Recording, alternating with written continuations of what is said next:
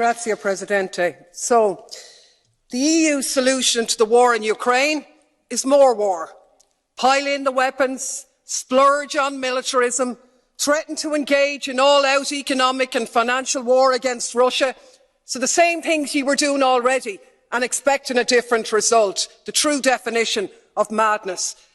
How is not selling Kerrygold butter to Russia going to save any Ukrainian lives? How is buying filthy fracked US gas going to stop the war? They won't, of course, because nowhere have sanctions ever succeeded in ending a military assault or achieving regime change.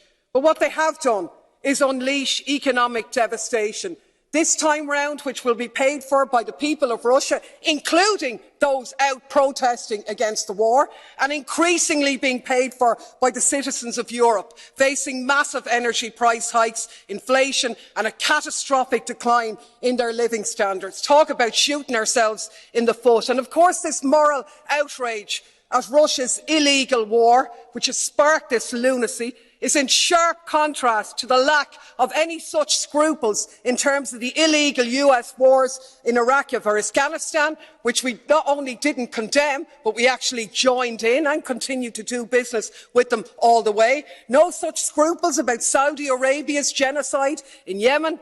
And even as the victims of those conflicts in the last few weeks meet to desperately seek financial pledges for their humanitarian crisis, they're being left short by billions, while we're happy to spend billions prolonging the war in Ukraine. Makes me absolutely sick.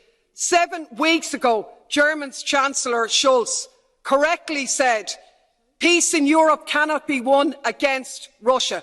But that's exactly what we're doing. Yes, Russia bears responsibility for this conflict. Of course they do.